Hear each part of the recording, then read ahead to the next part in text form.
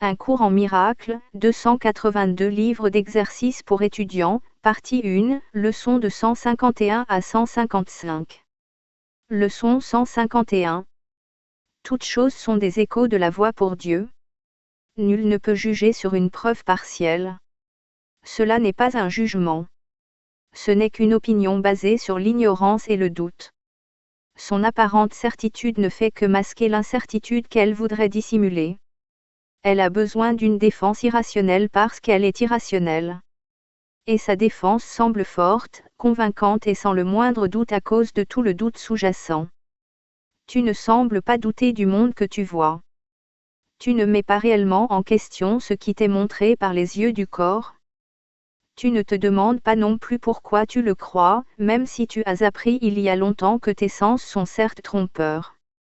Que tu les crois jusqu'au dernier détail qu'ils rapportent est encore plus étrange, quand tu t'arrêtes pour te rappeler combien de fois ils ont certes été de faux témoins. Pourquoi leur ferais-tu confiance si aveuglément? Pourquoi, sinon à cause du doute sous-jacent, que tu voudrais cacher par une démonstration de certitude? Comment peux-tu juger? Tes jugements reposent sur le témoignage que t'offrent tes sens. Or jamais il n'y eut plus faux témoins que ceux-là.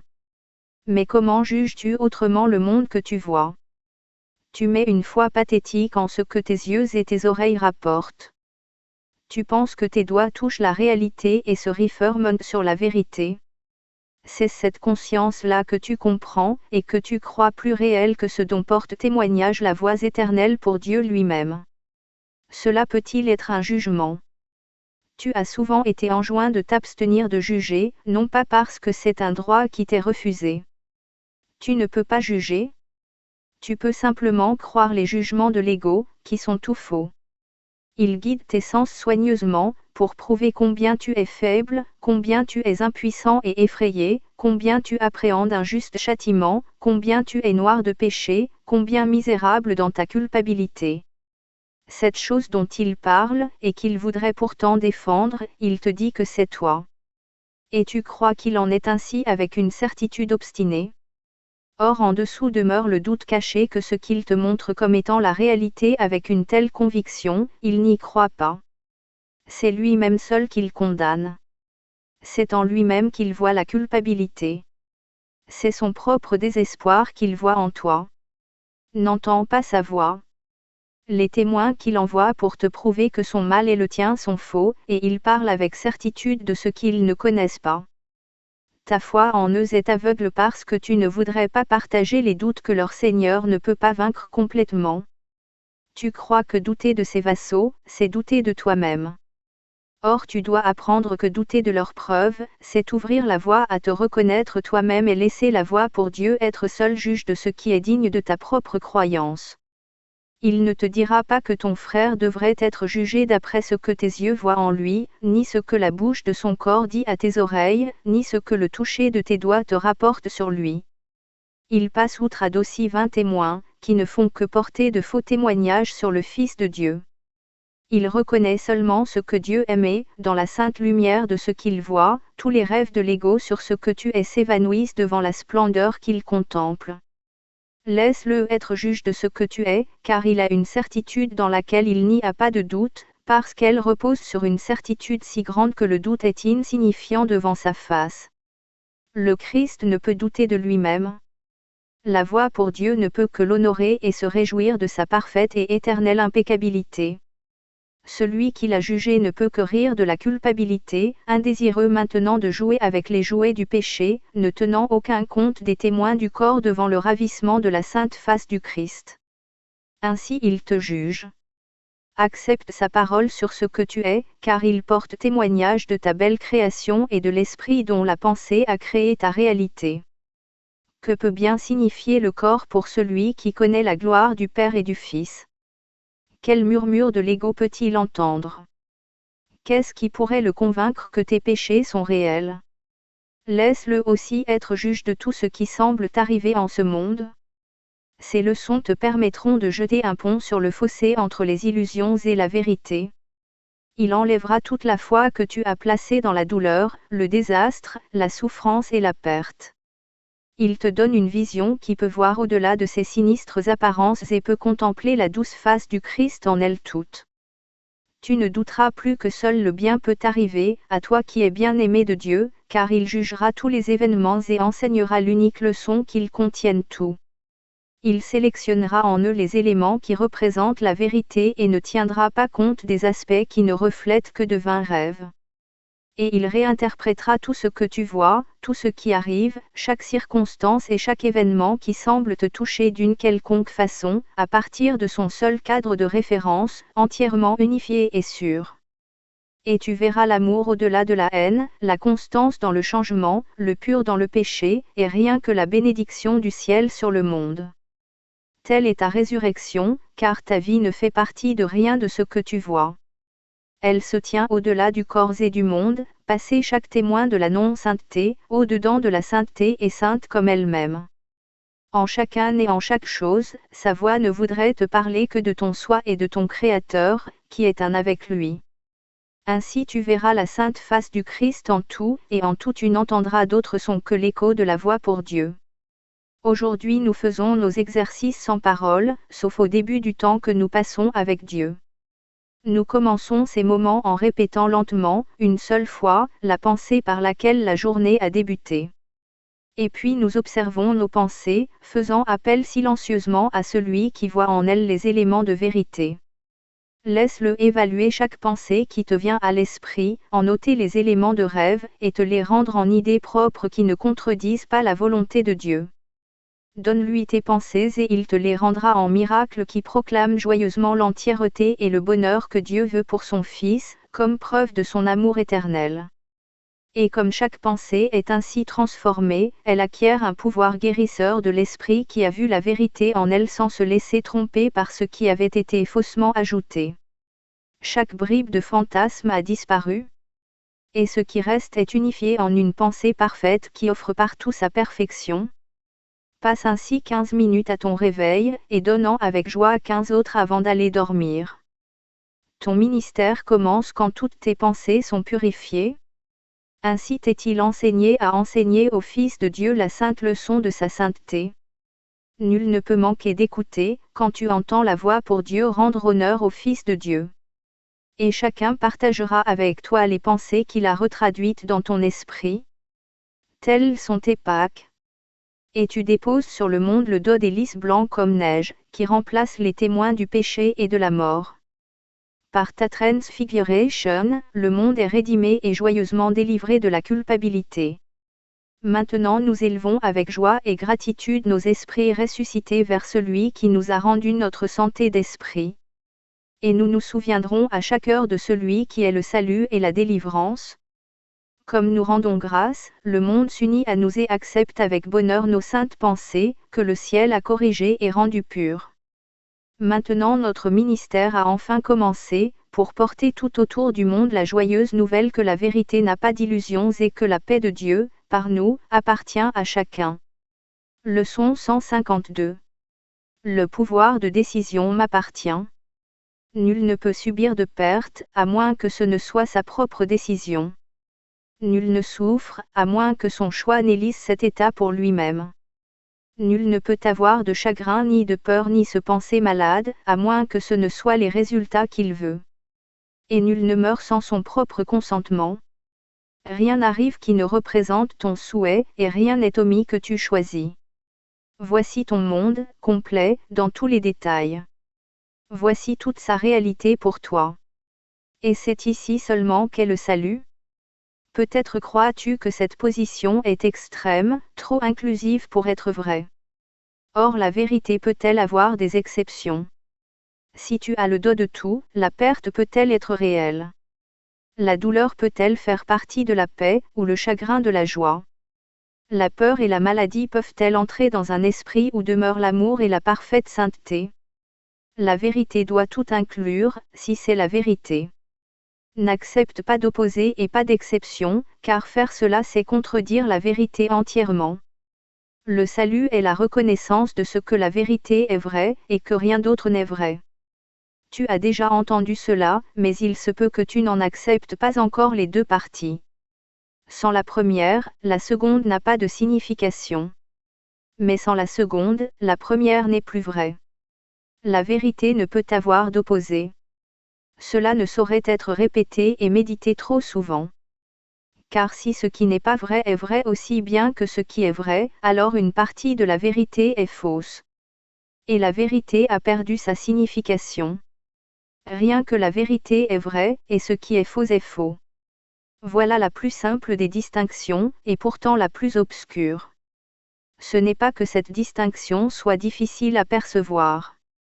Mais elle est dissimulée derrière un large éventail de choix qui ne semblent pas t'appartenir entièrement. Et ainsi la vérité paraît avoir certains aspects qui démentent la cohérence, mais qui ne semblent pas être uniquement des contradictions introduites par toi. Tel que Dieu t'a créé, tu dois rester inchangeable, les états transitoires étant faux par définition. Et cela inclut tous les changements dans les sentiments, les altérations dans les conditions du corps et de l'esprit, tous les états de conscience et toutes les réponses. C'est ce caractère inclusif qui distingue la vérité de la fausseté, et garde le faux séparé du vrai, étant ce qu'il est. N'est-ce pas étrange que tu crois que c'est de l'arrogance de penser que tu as fait le monde que tu vois? Dieu ne l'a pas fait. De cela tu peux être sûr.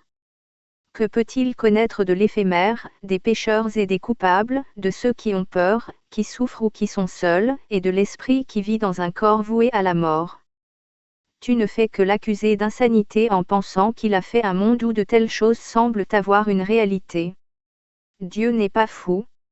Or seule la folie fait un tel monde. Penser que Dieu a fait le chaos, qu'il contredit sa volonté, qu'il a inventé des opposés à la vérité, et qu'il tolère que la mort triomphe de la vie, tout cela est arrogance. L'humilité verrait immédiatement que ces choses ne sont pas de lui. Et peux-tu voir ce que Dieu n'a pas créé? Penser que tu le peux revient à croire que tu peux percevoir cela même dont Dieu n'a pas voulu qu'il soit. Et qu'est-ce qui pourrait être plus arrogant que cela? Soyons véritablement humbles aujourd'hui, et acceptons ce que nous avons fait pour ce que c'est. Le pouvoir de décision nous appartient. Décide seulement d'accepter ta juste place en tant que co-créateur de l'univers, et tout ce que tu penses avoir fait disparaîtra. Ce qui montera alors à la conscience sera tout ce qui a toujours été, éternellement tel que c'est maintenant. Et cela prendra la place des tromperies de soi faites uniquement pour usurper l'autel du Père et du Fils. Aujourd'hui nous nous exerçons à la véritable humilité, en abandonnant les fausses prétentions par lesquelles l'ego cherche à prouver qu'elle est arrogante. Seul l'ego peut être arrogant. Mais la vérité est humble en admettant sa puissance, son inchangeabilité, et son éternelle entièreté, qui englobe tout, do parfait de Dieu à son Fils bien-aimé. Nous mettons de côté l'arrogance qui dit que nous sommes pécheurs, coupables et apeurés, honteux de ce que nous sommes, et nous élevons plutôt nos cœurs avec une véritable humilité vers celui qui nous a créés immaculés, pareil à lui-même en puissance et en amour. Le pouvoir de décision nous appartient. Nous acceptons de lui ce que nous sommes, et reconnaissons humblement le Fils de Dieu. Reconnaître le Fils de Dieu implique aussi que tous les concepts de soi ont été mis de côté et reconnus pour faux. Leur arrogance a été perçue. Et en humilité le rayonnement du Fils de Dieu, sa douceur, sa parfaite impeccabilité, l'amour de son Père, son droit au ciel et sa délivrance de l'enfer, sont joyeusement acceptés pour nôtres. Maintenant nous nous joignons en admettant avec joie que les mensonges sont faux et que seule la vérité est vraie. Dès notre lever, nous pensons seulement à la vérité et nous passons 5 minutes à nous exercer à ces voies, en encourageant nos esprits craintifs par ce qui suit. Le pouvoir de décision m'appartient. En ce jour je m'accepterai tel que la volonté de mon Père m'a créé. Puis nous attendrons en silence, en renonçant à toute tromperie de soi tandis que nous demandons humblement à notre soi qu'il se révèle à nous. Et celui qui ne nous a jamais quittés reviendra à notre conscience, reconnaissant de rendre à Dieu sa demeure, comme cela était censé être. Attends-le patiemment tout le long de la journée en l'invitant à chaque heure par les paroles qui ont commencé la journée, la terminant par cette même invitation à ton soi. La voix de Dieu répondra, car il parle pour toi et pour ton Père. Il substituera la paix de Dieu à toutes tes frénétiques pensées, la vérité de Dieu aux tromperies de soi, et le Fils de Dieu à tes illusions de toi-même. Leçon 153. En ma non-défense réside ma sécurité.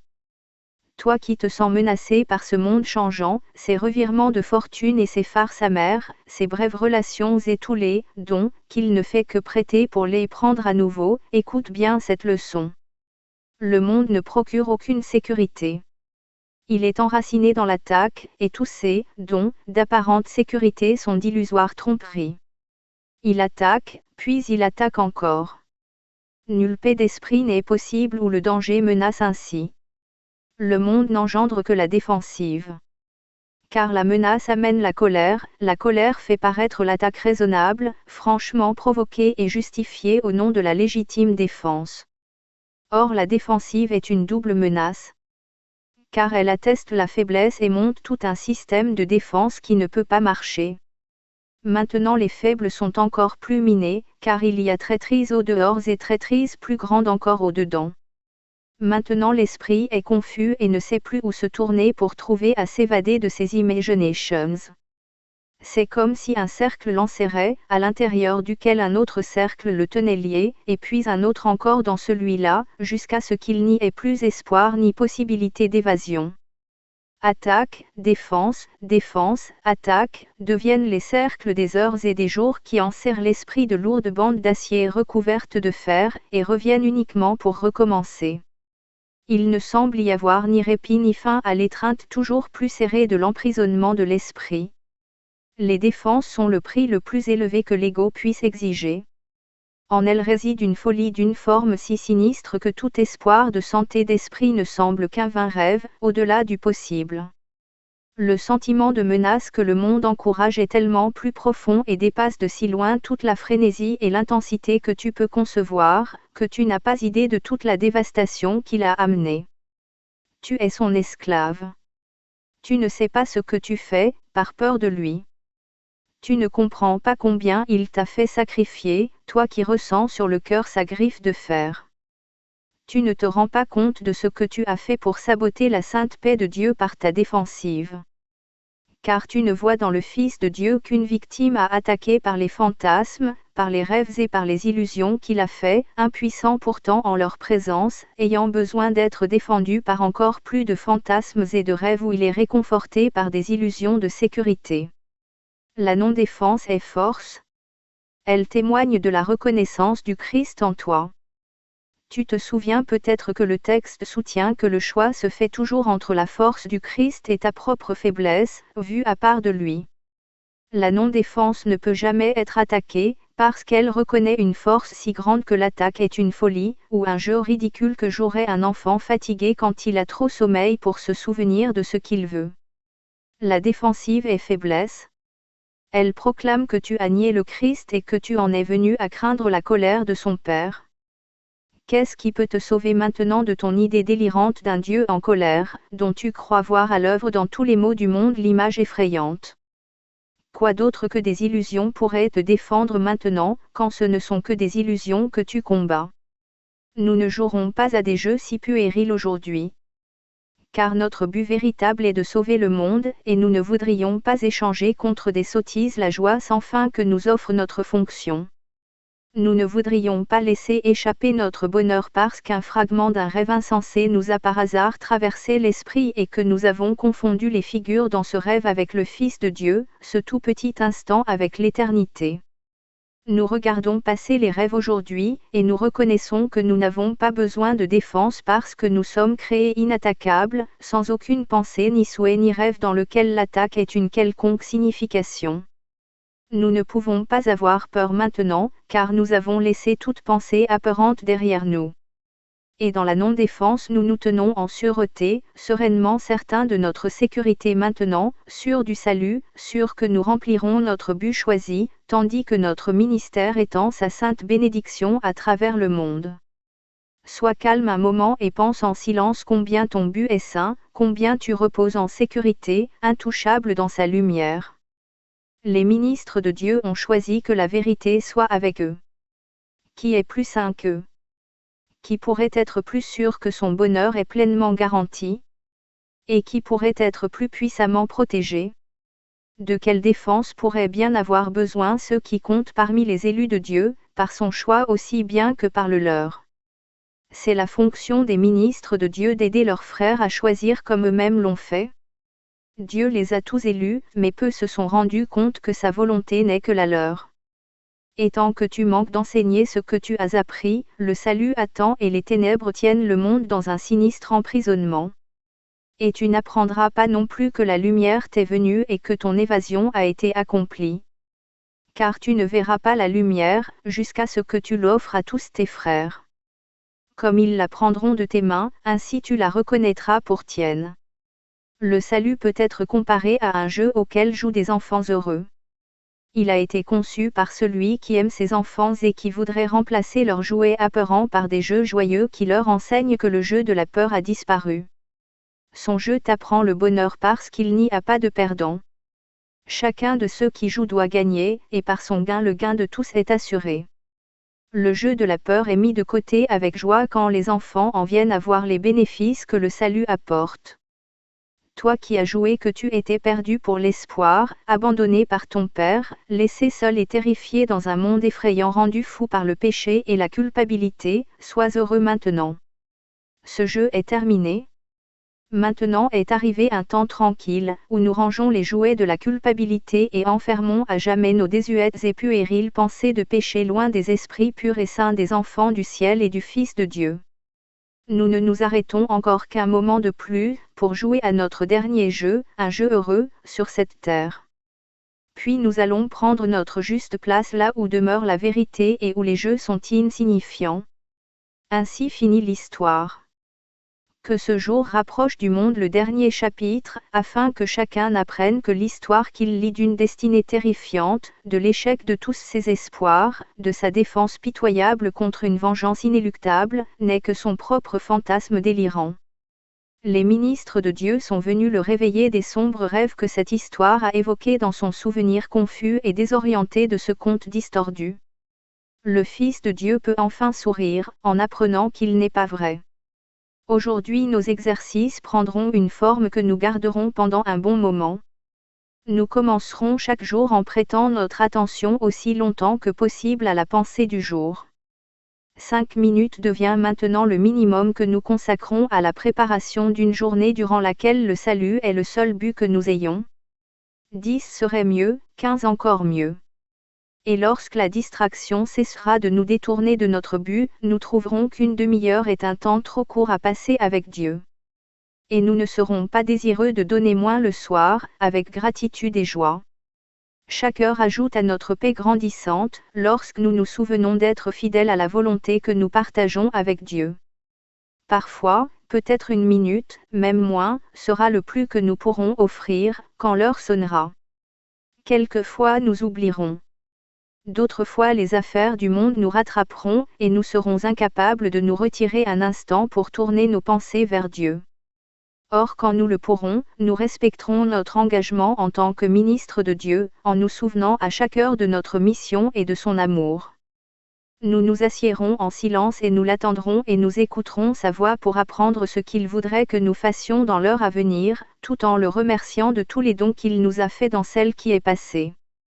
Avec le temps et l'entraînement, tu ne cesseras plus jamais de penser à lui ni d'entendre sa voix aimante guider tes pas sur des voies tranquilles où tu marcheras dans une véritable non-défense. Car tu sauras que le ciel va avec toi. Et tu ne voudras pas non plus garder ton esprit loin de lui un instant, même si tu passes ton temps à offrir le salut au monde.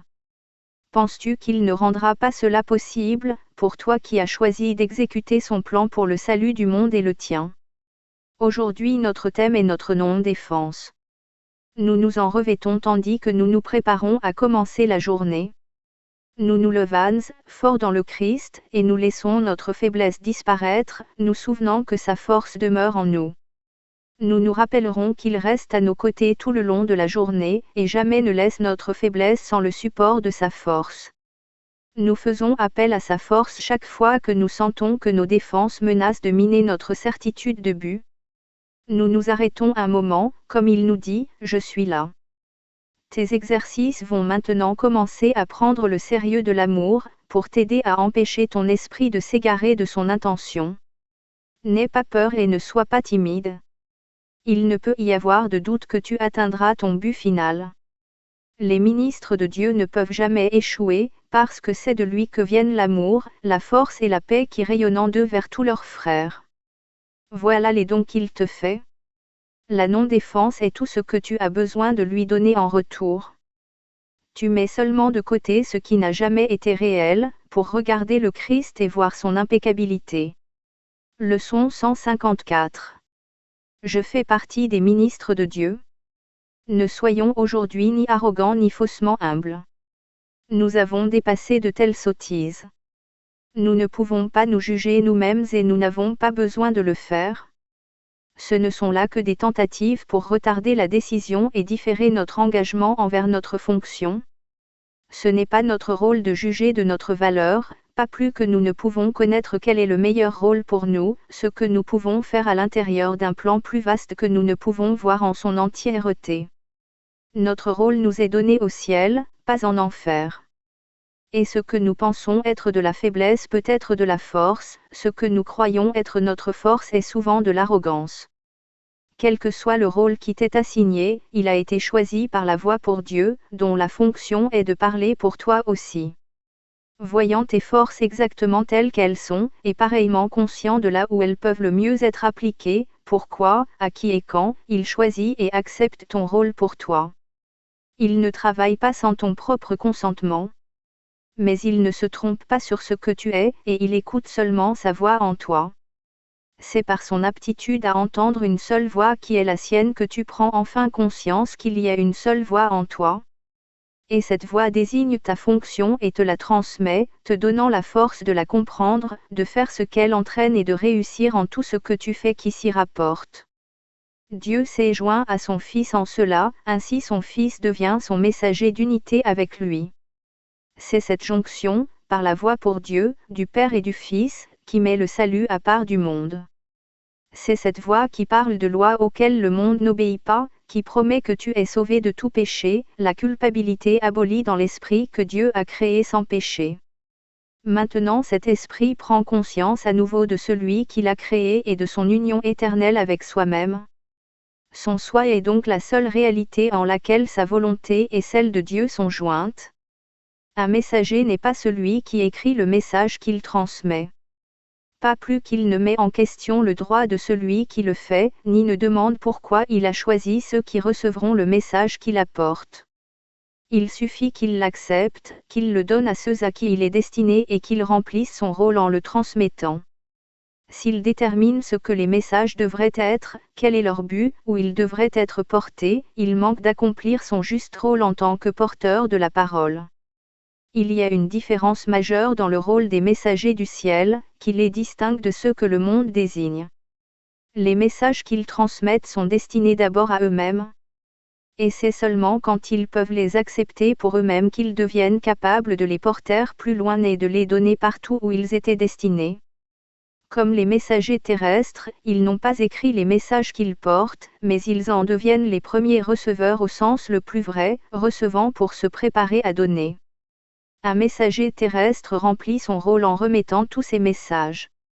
Les messagers de Dieu jouent leur rôle en acceptant ces messages comme pour eux-mêmes et montrent qu'ils comprennent les messages en les remettant. Ils ne choisissent aucun rôle qui ne leur soit donné par son autorité. Ainsi ils gagnent à chaque message qu'ils remettent. Voudrais-tu recevoir les messages de Dieu? Car ainsi tu deviens son messager? Tu es désigné maintenant. Et pourtant tu attends avant de donner les messages que tu as reçus.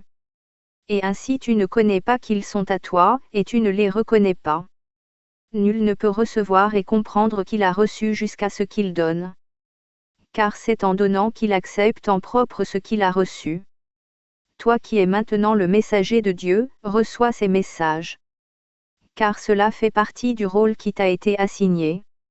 Dieu n'a pas manqué d'offrir ce dont tu as besoin, et cela n'a pas non plus été laissé inaccepté. Or une autre partie de la tâche qui t'est assignée reste encore à accomplir. Celui qui a reçu pour toi les messages de Dieu voudrait que tu les reçoives toi aussi. Car c'est ainsi que tu t'identifies à lui et que tu réclames le tien. C'est cette jonction que nous entreprenons de reconnaître aujourd'hui. Nous ne chercherons pas à garder nos esprits à part de celui qui parle pour nous, car c'est seulement notre voix que nous entendons lorsque nous lui prêtons attention. Lui seul peut nous parler et parler pour nous, unissant en une seule voix l'obtenir et le donner de la parole de Dieu, le donner et recevoir de sa volonté. Nous nous exerçons à lui donner ce qu'il voudrait avoir, afin de reconnaître les dons qu'il nous fait. Il a besoin de notre voix pour parler par nous. Il a besoin de nos mains pour tenir ses messages et les porter à ceux qu'il désigne. Il a besoin de nos pieds pour nous mener où il veut, afin que ceux qui attendent dans la misère soient enfin délivrés.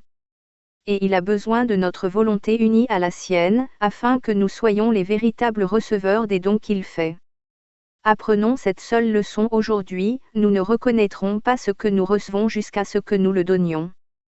Tu as entendu dire cela d'une centaine de manières, une centaine de fois, et pourtant la croyance manque encore.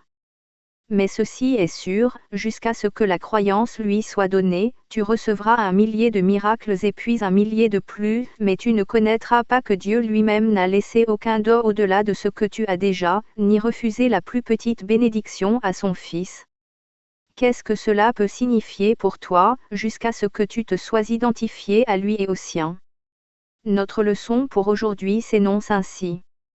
Je fais partie des ministres de Dieu, et je suis reconnaissant d'avoir les moyens par lesquels je peux reconnaître que je suis libre.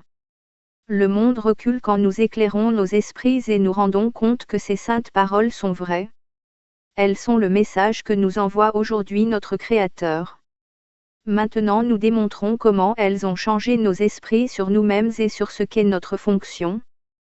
Car en prouvant que nous n'acceptons aucune volonté que nous ne partageons pas, les nombreux dons de notre Créateur jailliront devant nos yeux et nous sauterons dans les mains, et nous reconnaîtrons ce que nous avons reçu.